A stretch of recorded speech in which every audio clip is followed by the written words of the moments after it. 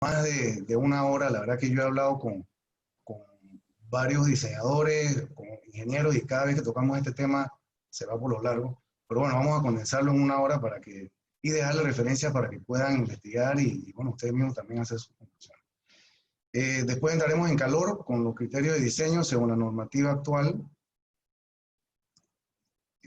Y finalmente les voy a dar una propuesta que yo estoy preparando para el comité del REP, que si bien es cierto no es un comité que está permanentemente trabajando en el REP, sino cuando se gesta la siguiente edición, me gustaría que lo tomaran en cuenta, por lo menos lo que yo estoy presentando, adicional a alguna referencia que yo estoy haciendo, que estoy dejando, porque básicamente es lo que está, hacia donde está el estado del arte en este momento. Bueno, le quise poner este mensaje porque, bueno, ahorita estamos entrando en calor con esto del trabajo y bueno, muchas oportunidades han salido, mucha gente ha tenido que reinventarse y bueno, espero que todos estén motivados y con ganas de seguir avanzando. Entre la motivación que tengo, bueno, principalmente ha habido un incremento de accidentes menores, pero con consecuencias fatales. Este es el problema. Y no ha sido solamente aquí en Panamá, esto ha pasado en algunos países en Latinoamérica. En Estados Unidos hay un registro bastante, bueno, porcentualmente es bajo, pero la incidencia de la fatalidad es bastante alta. Así que este es el principal motivo que tenemos para este seminario. Adicional, muchos de ustedes conocen la definición que actualmente rige el REP 2014, que es básicamente viene del AC7 en la versión del 2005. Es una forma bastante prescriptiva, como generalmente hacen estos códigos, pues, para definir las cargas. Y lo que buscamos es que este tipo de formulación sea distinto, que ya involucre un poquito más que el razonamiento de parte del ingeniero, por lo menos para la parte del diseño, a fin de que el producto final sea un poco más de acorde a la necesidad que se tiene. Y bueno, en Panamá ha habido una demanda de estructuras de estacionamiento que poco a poco está en crecimiento. Recientemente el gobierno tiene planes para incentivos fiscales para la construcción de estacionamiento. O sea, al concretarse estos incentivos fiscales, se va a generar, va a haber un crecimiento en la construcción de este tipo de estructuras. Estoy hablando de estructuras que son específicamente para estacionamiento. En ese momento, nosotros como diseñadores tenemos que tener bien claros los criterios y tenemos que conocer, pues, un poco más a fondo también qué es lo que está pasando en otros códigos que rigen otros países. Así que por esa razón considero importante que se hable más de este tema, porque lo que viene de aquí en adelante son más estructuras de estacionamiento.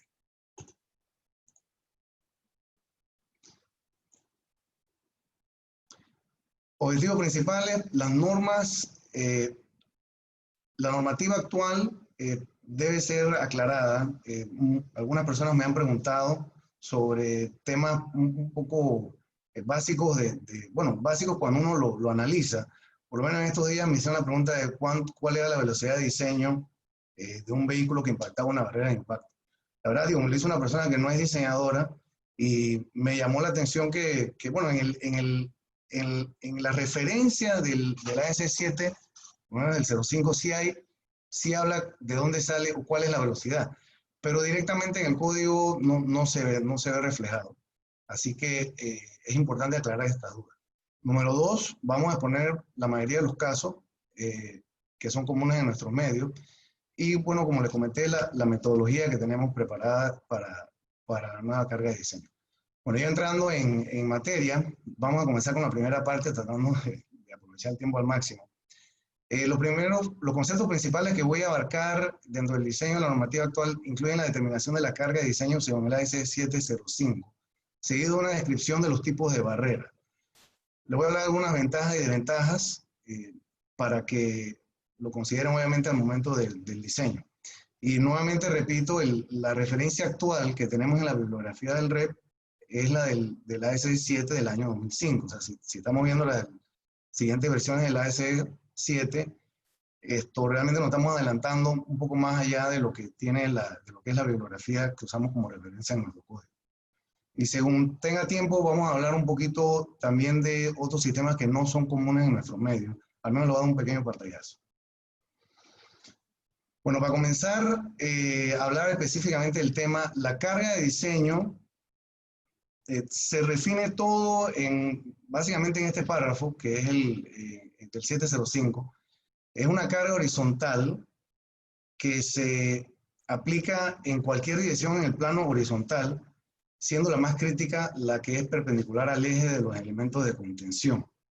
El segundo punto es que esta carga se ubica a una elevación de 18 pulgadas, unos 46 centímetros, y se asume dispersa en una proyección de un pie cuadrado, o sea, 30 centímetros por 30 centímetros, sin que actúe simultáneamente con las otras cargas establecidas para los diseños de los barandales. Bueno, esto aplica sobre todo porque en algunos casos hay también protección al peatón que se quiere contener con la barrera de tráfico, y bueno, no es que hay que agregarle a más carga. Esto es importante dejarlo aclarado.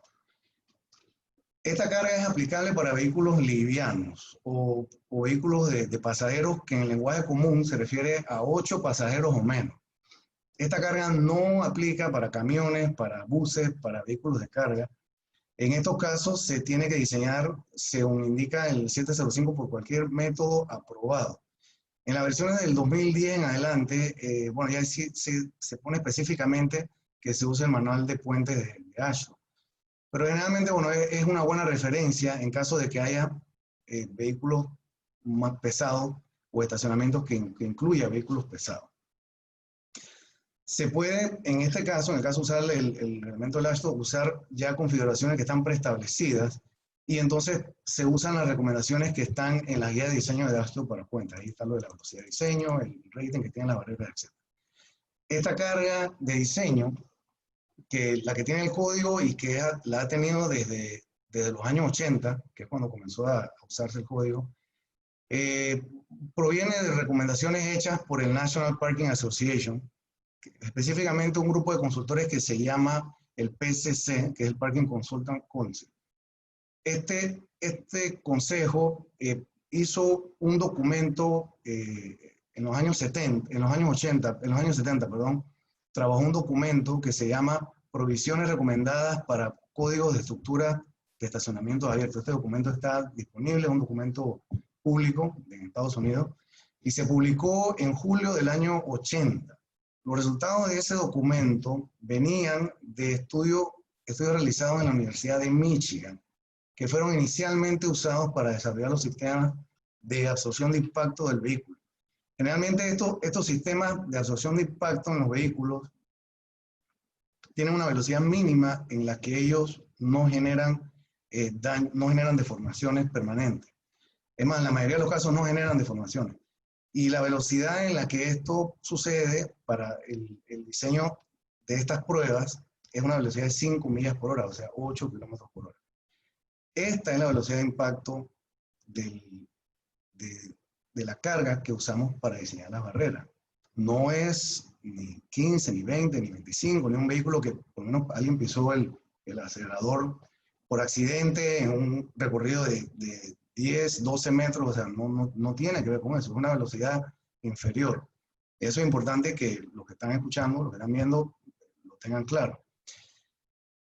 Basado en este estudio, se determinó que esa carga de 10 kips, bueno, 10 kips es la carga mayorada, localizada a las 18 pulgadas, corresponde a esa elevación, correspondía al promedio de los vehículos que estaban, que se usaron en ese estudio, y que era la mayoría de los vehículos que transitaban los estacionamientos. Por eso es que, obviamente, las recomendaciones venían de una entidad que tiene que ver con el manejo de los estacionamientos, porque ellos tenían su base de datos, el volumen de vehículos y el porcentaje de vehículos pesados o no que se movían en esas estructuras. El precio promedio de estos vehículos que se usó en ese estudio era 5.000 libras y no incluía los vehículos tipo SUV o los camiones livianos. Camiones livianos me refiero con peso menor de 4.5 toneladas. El caso específico del SUV y los camiones livianos que pueden transitar en estos estacionamientos, es que en ese momento esa categoría, la SUV no era una categoría ni siquiera que existía de vehículo. Naturalmente tomó mucha más fuerza en los años 90. Por esa razón, esas 18 pulgadas se hizo un ajuste posteriormente y, bueno, más adelante les voy a hablar un poquito más de eso. Como pueden ver, es una definición bastante clara, directa. La verdad que como dije, en años recientes se aumentó, la verdad que se aumentó en 23 centímetros la altura de la carga de impacto, principalmente para que también considerara los SUV y los pick-up livianos. Sin embargo, esta carga no forma parte, o sea, esta carga ubicada a los 23 centímetros no es la que está en la bibliografía del REP 2014. Probablemente en la próxima edición del REP habrá una aceptación de la nueva ubicación de la carga, como la tiene el ASC 7, pero también aclaro que esta carga, como está definida actualmente, no incluye velocidades mayores a las que indiqué anteriormente. Bueno, según he podido confirmar con documentos del Parking Consultant Council, se ha generado en los últimos 5 años, se han generado modelos que incorporan todas las variables dinámicas. Estos modelos o estos resultados no se han todavía, no han sido adoptados por el ASC 7 y yo no creo que los vayan a aceptar ni siquiera en la siguiente versión. Así que nosotros como diseñadores tenemos que tener un criterio de, obviamente como el código siempre te dice la carga mínima a la que debes ubicarte, no está de más por lo menos revisar lo que tienen las últimas versiones del ASC 7, lo que dice, y más aún revisar también lo que dicen otros códigos o lo que yo les voy a indicar un poquito más adelante en la propuesta de carga. Así que es una recomendación, ¿no? Tenemos que como mínimo estar al tanto de la definición de esta carga en las versiones más recientes del ASC 7.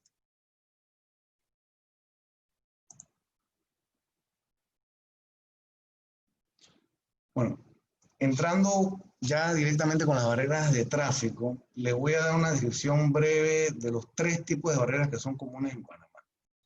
La principal razón de ser de este tipo de barrera es por el tipo de construcción que se maneja acá. La verdad que nosotros no estamos muy metidos en la construcción con elementos prefabricados y los otros 2 sistemas que son más comunes en construcciones prefabricadas, acá en Panamá realmente no se usan. Pero el primer tipo, que es común en los edificios comerciales y residenciales, es la barrera de concreto. Y también el segundo tipo sería la barrera de mampostería con bloque. Se ve bastante en Panamá. La verdad que no hay nada malo de hacerlo con bloque. Obviamente que hay que revisar alguna cosita que creo que vamos a ver un poco más adelante. En los edificios con fachadas de vidrio o con elementos arquitectónicos, generalmente se colocan barreras metálicas, como las que se ven ahí en esa ilustración. La verdad que ahí lo puse en una esquinita. Y este tipo de barreras va ubicado, no debe ir ubicado en el borde del edificio por temas de anclaje, sino ya debe estar espaciada y bueno, son criterios que lo podemos ver un poquito más adelante. Los otros 2 tipos de barreras, lo pueden ver ahí arriba en la ilustración superior.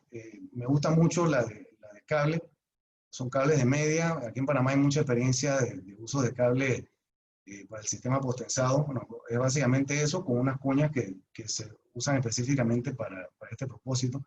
Y el otro tipo de sistema, el sistema de barreras, que ya están prediseñadas, que obviamente son aplicables en edificios en donde todos los elementos son prefabricados. Aquí en la imagen por lo menos es una estructura de acero, pero también es el caso para las estructuras de concreto. En todos los casos, estas barreras se tienen que instalar, además del perímetro, se tienen que instalar también en las rampas. Y no solamente en las rampas, sino cualquier superficie accesible al tráfico con un desnivel mayor a 30 centímetros. Estos 30 centímetros, aunque parezca mentira, tengo referencias de accidentes en Estados Unidos a 1 metro de diferencia con consecuencias fatales, específicamente en el caso de una rampa. Así que, aunque por poco que parezca, es importante seguir esta recomendación. Bueno, me voy a meter ya de fondo con el tema del diseño. Una forma relativamente rápida que buscamos para atacar el tema es darle un pantallazo inicial de modelos de análisis que, bueno, preparé para esta presentación. Básicamente un análisis de placa por elementos finitos, obviamente un análisis elástico. Y se evaluó la respuesta en el caso genérico de una barrera rectangular con una proporción de 3:1 como mínimo, aunque tengo, bueno, las hice en distintas proporciones, pero esta es, por decirlo, el caso mínimo en donde a partir de esta proporción ya la barrera se empieza a comportar como un canto libre. Independientemente de la posición de la zona de impacto, el criterio de diseño aquí es un muro en canto libre, porque el caso que estoy presentando en este slide es un caso, si lo pueden apreciar, bueno, por ahí vi que algunos se conectaron al teléfono, pero si lo pueden apreciar en la imagen, solamente yo estoy aislando la barrera en los extremos y solamente tengo un apoyo en la base. Con la intención de no meternos, bueno, esta es una forma como pudiéramos evaluar el análisis para no meternos a generarle problemas a las columnas, no generar problemas de columnas cortas, que bueno, se pueden atender, pero este sería como el caso más básico, ¿no? Sin entrar en esa condición. El ancho efectivo que usamos para el momento de diseño, que es el momento 2.2 en el gráfico, es de 1 metro en el caso general, y en el caso de los extremos, que se usa de 50, bueno, se usa a partir de la mitad de lo que se usa para el centro. En este caso yo he usado de 50 centímetros, pero bueno, lo que inclusive para el análisis he usado 70 centímetros. Pero como pueden ver aquí, en una franja de 50 centímetros, los momentos que se generan en los extremos, por lo menos el momento más crítico es un poco más del doble de lo que se genera en la franja central. En este caso no hay momentos en los extremos, vuelvo y repito, o sea, excepto los únicos momentos que se generan en la dirección 1:1, o sea, en la flexión positiva, en el punto de impacto de la carga.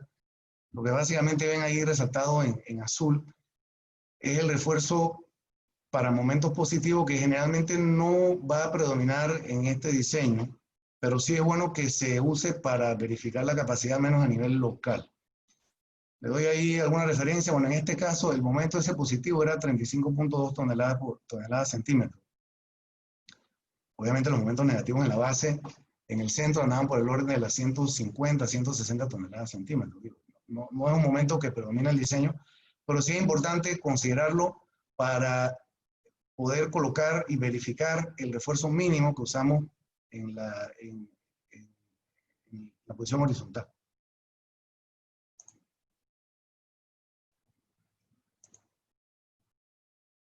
Bueno, en este caso que pongo acá es el segundo caso que uso como referencia. Básicamente es un modelo que está empotrado en los laterales y en la porción inferior. Los momentos, obviamente por la redundancia que tiene el sistema, ya tienden a bajar. El momento en los laterales, el momento negativo, alcanza los 56, 58 toneladas centímetros. Para la carga de impacto, que la voy a... Ok, lo que vemos aquí es la carga de impacto en el borde de la barrera. Lo que vemos acá abajo es la carga de impacto a lo largo del... Bueno, a partir en una posición que ya me aleja de la proyección del borde en el lado horizontal. O sea, a partir de los 2 metros en adelante, es el resultado que ven acá abajo. En el caso del momento negativo en el borde, no pasa de 56, 57 toneladas centímetros cuando el impacto es en el borde.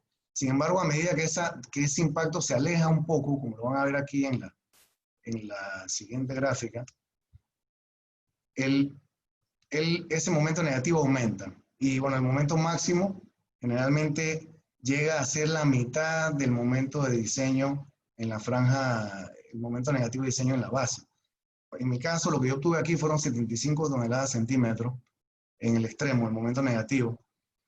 Y acá se mantiene el momento de 127, 130 toneladas centímetros, el momento en la base. Ok, le voy a presentar, luego de ver estos modos de falla, realmente los uso nada más como una referencia, porque digo, es un análisis por elementos finitos, discretizado, o sea, bastante, en un mesh bastante pequeño. No es el mismo caso cuando hacemos un análisis elástico y hacemos un diseño con los criterios que nos da el ACI. Nosotros evaluando el impacto a los 46 centímetros que se marca aquí, usando una dispersión de 1 a 1, bueno, el momento máximo que tenemos acá en la base, para el caso de la barrera que está aislada en los dos extremos, es de 200 toneladas centímetros. Este momento, en algún momento alguien me hizo la pregunta de que si se diseñaba usando una franja de 30 centímetros de ancho. Ese no es el caso. Generalmente, estos esfuerzos se dispersan, ¿no?, en la masa del muro de concreto. Y lo que se usa es una franja de 1, o sea, usamos una dispersión de 1 a 1 que da una franja de un poco más de 1 metro, pero por el lado conservador usamos 1 metro en la base. Aquí lo tengo resaltado más adelante. Ok, usando los criterios de diseño para flexión pura,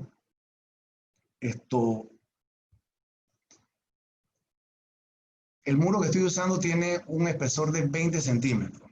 Lo he usado como referencia. En lo personal no pienso que debe buscarse espesores menos de eso. La resistencia de este muro usamos 210 kilogramos por centímetro cuadrado. Bueno, le aplicamos la carga definida en la sección anterior, y lo que estoy presentando acá es la dispersión 1 a 1 que les comentaba al principio. En este caso, que obviamente es un caso conservador con respecto al modelo por elemento finito, el momento, la capacidad la obtenemos con barras número 4 espaciadas a 25 centímetros. La razón por la que usé barras número 4 es porque si, por ejemplo, estoy usando una losa de 20 centímetros, yo necesito tener barras que las pueda desarrollar según los criterios del ACI, con un espesor mínimo para que los ganchos al menos puedan desarrollar la capacidad de la barra. Ya si por el diseño me pide meter una barra más grande con diámetros mayores, ya ahí estamos en problemas, o tengo que entrar con otro refuerzo suplementario, o tengo que hacer algunas modificaciones a nivel local. Por esa razón, para efectos de seminario, usando una barra de media a 25 centímetros, me da una relación de demanda-capacidad del 62%.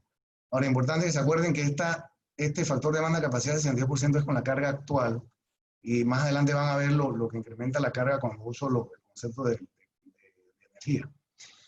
En el caso del extremo, la capacidad ya aumenta, o sea, el factor de demanda-capacidad ya me queda en 92 centímetros, usando un espaciamiento de 15 centímetros para una barra número 4, es ya un poco más apretado. Repito, este es el caso, como pueden ver aquí, de las barras que están aisladas de las columnas. O sea, yo no las tengo, no estoy desarrollando ese refuerzo dentro de las columnas, solamente se desarrolla en la base. Para el caso del cortante, yo verifico en las dos direcciones. Básicamente, el cortante que predomina es en una dirección. Sin embargo, podemos usar la definición de 30 por 30 centímetros para hacer una verificación de punching. Generalmente eso no es la que va a predominar en el diseño, es el cortante en una sola dirección. El modo de falla es en una dirección, pero siempre hay que hacer esta verificación para prevenir fallas locales.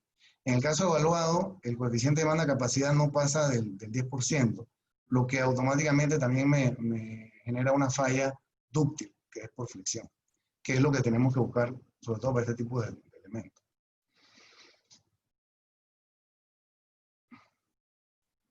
Bueno, adicional a estas verificaciones, es importante verificar fricción en la base y verificar el desarrollo de los ganchos. Me he ido un poquito extendido, pero son puntos que todo diseñador tiene que tener en cuenta. Adicionalmente, todo contratista tiene que tener en cuenta que esos ganchos tienen que colocarse de manera correcta, sobre todo los que van a trabajar en una barrera de tráfico. No podemos estar movilizando estos ganchos prematuramente, ni mucho menos.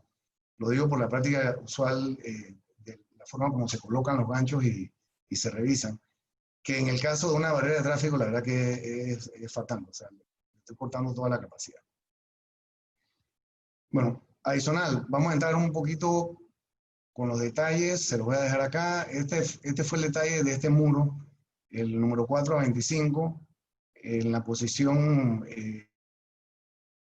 negativa, impacto, y obviamente en los extremos, no marqué allí, pero en los primeros 50 centímetros, la barra número 4 va espaciada a 15 centímetros. Este ejercicio lo podemos hacer con el antepecho apoyado en la base, además de ambos extremos, y obviamente se reduce considerablemente los momentos, tanto los negativos en la base, solamente que se introducen momentos negativos en los costados. En la práctica usual es tener esa barrera, por lo menos aquí en Panamá, sí se usa mucho el apoyo en los laterales.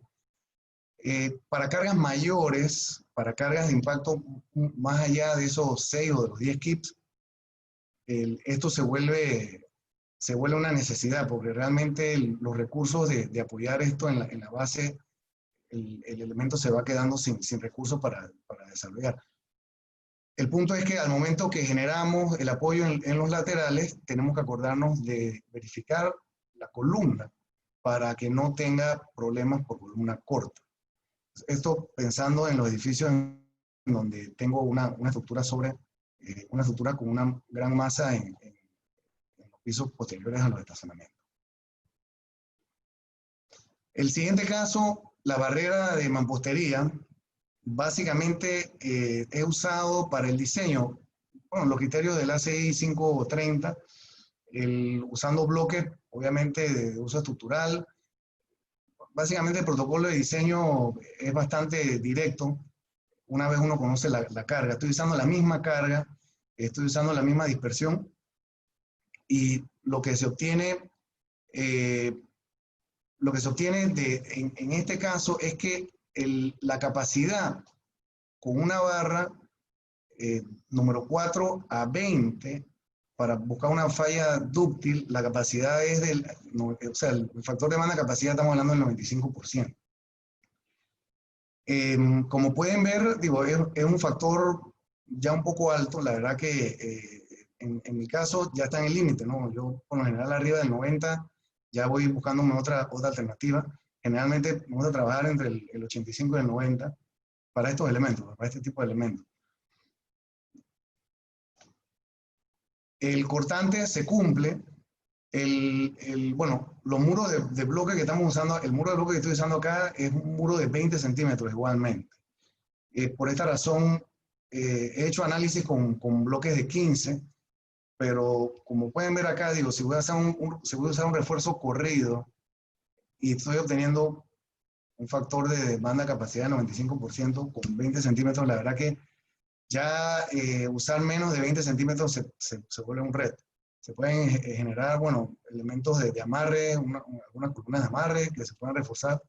Eso se puede hacer, pero ya tiende a convertirse en un problema. Bueno, el detalle final de ese muro, número 4 a 20.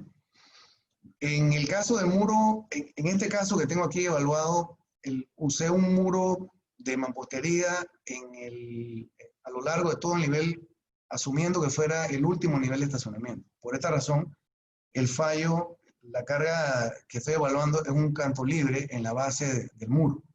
Si tuviera obviamente elementos de apoyo en los costados, en los lados, tendría también que poner a trabajar el refuerzo horizontal. Aquí yo puse unas 2 barras que por lo general yo tiendo a usar bastante barras horizontales para elementos de mampostería, sobre todo si lo estoy sometiendo a cargas laterales. Aquí las dejé, digo, no entré en detalles, pero es importante que estas barras yo las debo poner a trabajar en la capacidad del antepecho cuando estoy usando elementos laterales de apoyo. El otro punto en barreras de mampostería es que debemos poner elementos de amarre. El elemento de amarre me ayuda mucho a que haya redundancia en el sistema. Por lo menos aquí puse una viga de amarre superior. Lo que buscamos es eliminar las fallas locales y que por un tema local comprometa la capacidad de toda la barrera. Ok, en el tercer caso que estamos evaluando hoy, la barrera metálica. La barrera metálica se usa en edificios donde tenemos murocortinas, tenemos cerramientos de vidrio u otros elementos arquitectónicos. Hay muchos elementos de fachadas ventiladas que están apoyados en secciones de aluminio que no son estructurales. Y todo este tipo de elementos deben tener un sistema de contención que puede ser también de concreto, o sea, puede ser un elemento de concreto o de bloque que no va a ser tan visible, pero se ve. Pero si por temas estéticos tenemos que usar elementos metálicos, bueno, la barrera metálica funciona. Esto es un diseño, es un predimensionamiento, hice con unos tubos, obviamente grado B, buscando siempre que cumplan con la mínima utilidad a nivel estructural. Y con un tubo de 5 por 5 cuadrados, un cuarto de espesor, ya yo tengo la capacidad que se requiere en el sistema. Realmente el tubo no va a ser el elemento limitante. El elemento limitante va a ser el anclaje y ahí es donde tenemos que poner la mayoría del esfuerzo cuando verificamos estos sistemas. De igual manera, como al momento de usar una barrera de concreto o de mampostería, le tenemos que poner mucha atención al detalle de los ganchos, los anclajes en la base. Igualmente acá tenemos que usar un buen criterio para que esos anclajes funcionen correctamente. Tengo muchos casos, yo he ido a hacer algunas inspecciones donde me encuentro mucho tubos pequeños, tubos de 2 pulgadas, con unos platos de 1/4 pulgada. Obviamente no da la capacidad, a menos que se haga algún refuerzo, a menos que se le coloque por lo menos un elemento en la posición que me genere un tercer apoyo. Esos tubos de 2 pulgadas o menos no funcionan, no hacen el trabajo. Yo aquí, bueno, tengo el diseño básicamente siguiendo el criterio de la ISC, la capacidad al 50% y al 50%, obviamente tomando el caso más crítico, que es el impacto en el extremo de la barrera. El impacto en el medio no me genera el caso más crítico. Lo pueden ver acá un poquito más atrás. Estamos hablando de 115 toneladas centímetros versus 200 toneladas centímetros.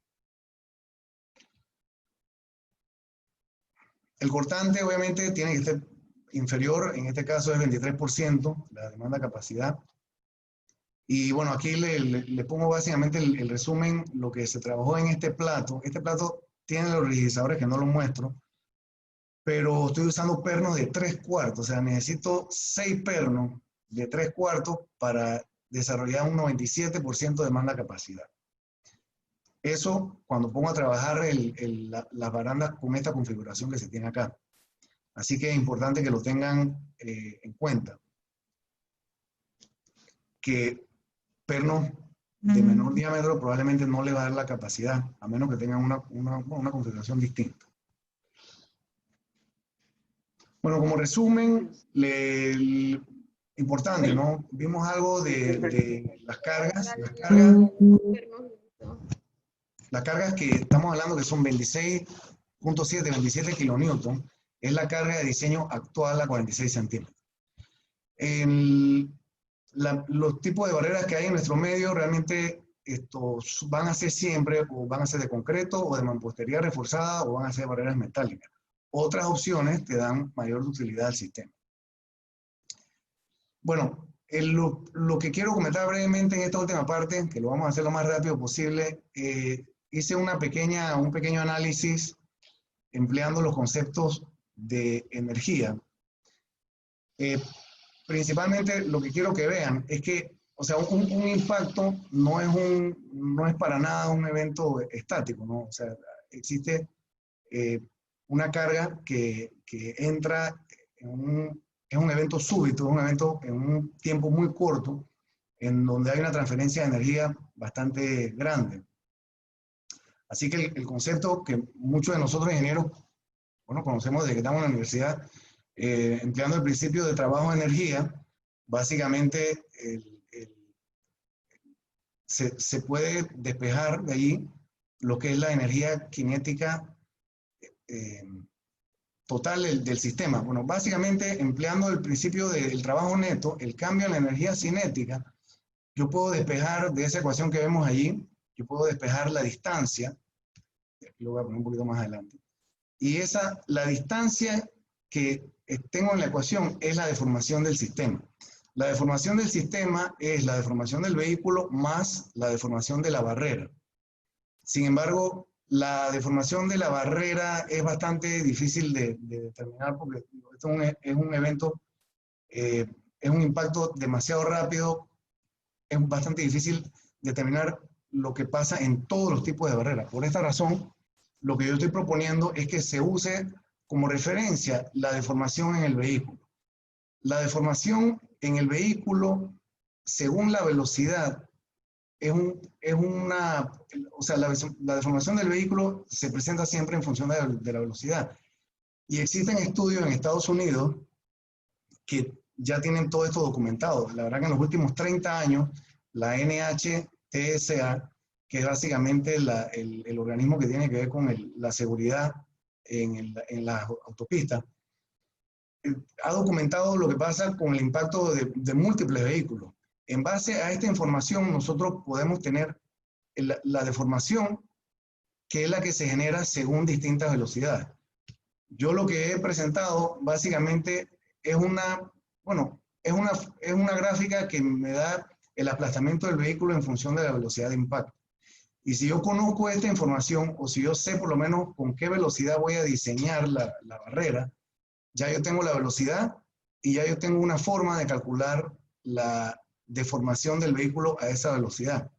Básicamente los puntos que se ven aquí son de datos obtenidos del organismo que les comenté, y uno puede establecer una relación, y con esa relación ya yo sé cuánto va a ser la deformación en base a la velocidad.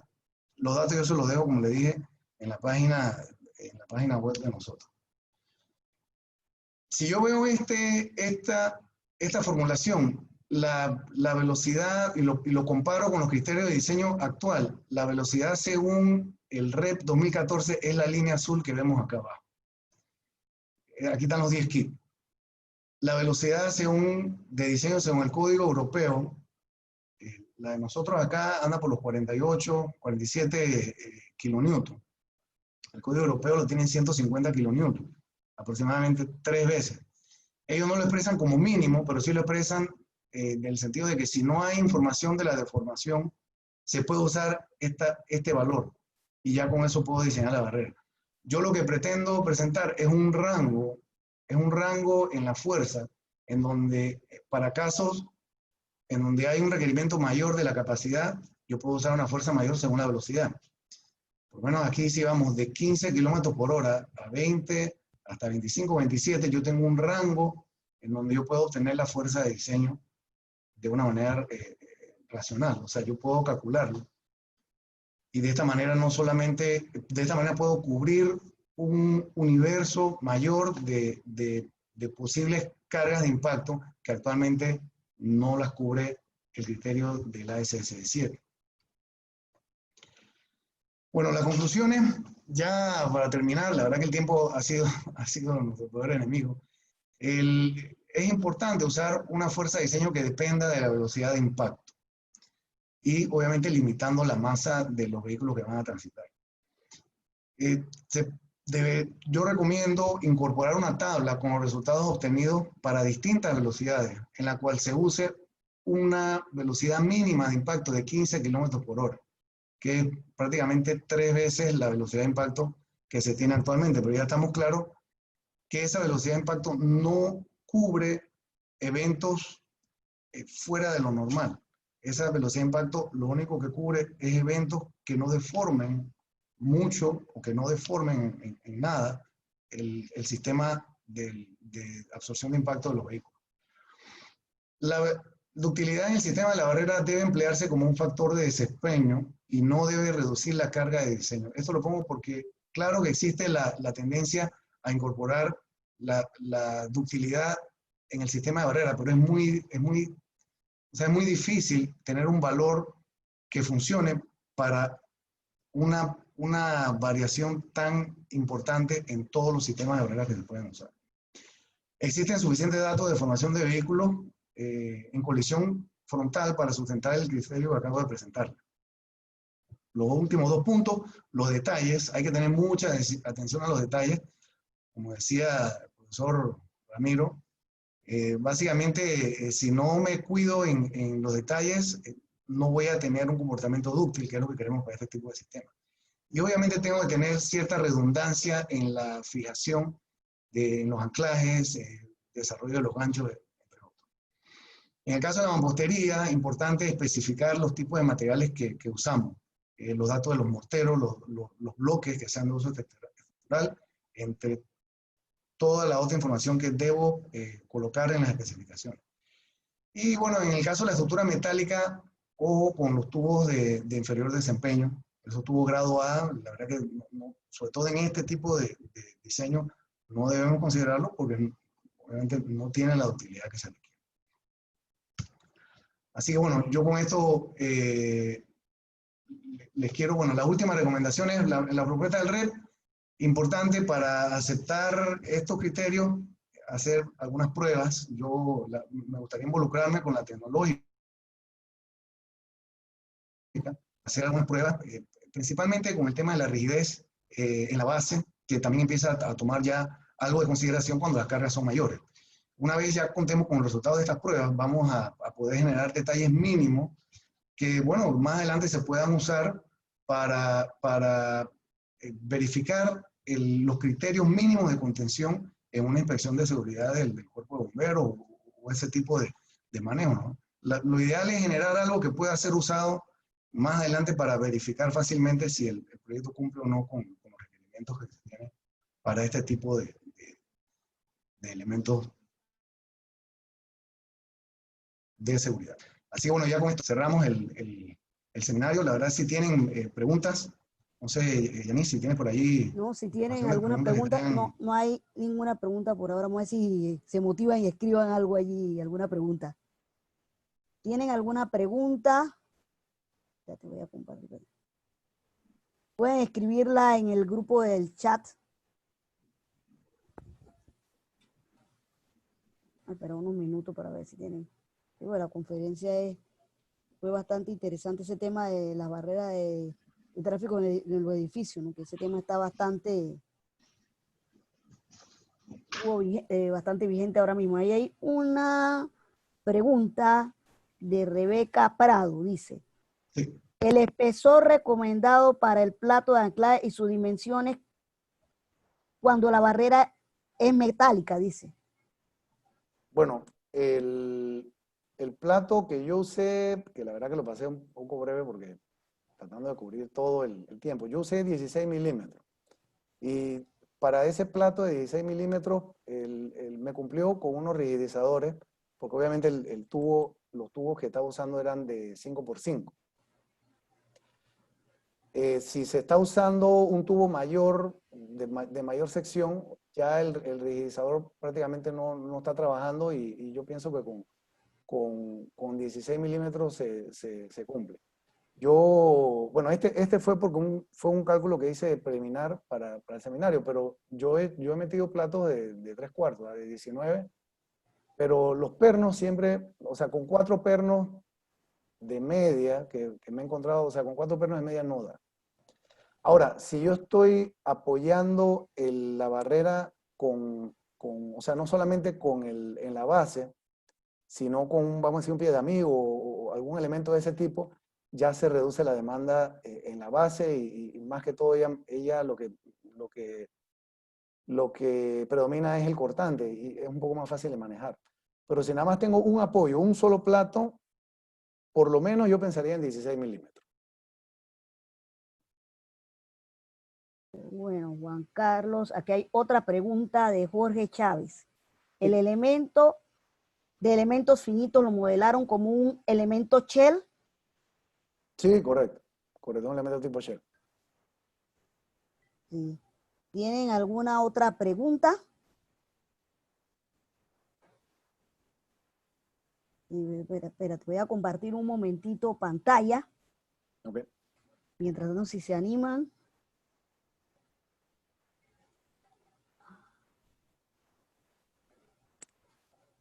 Ver.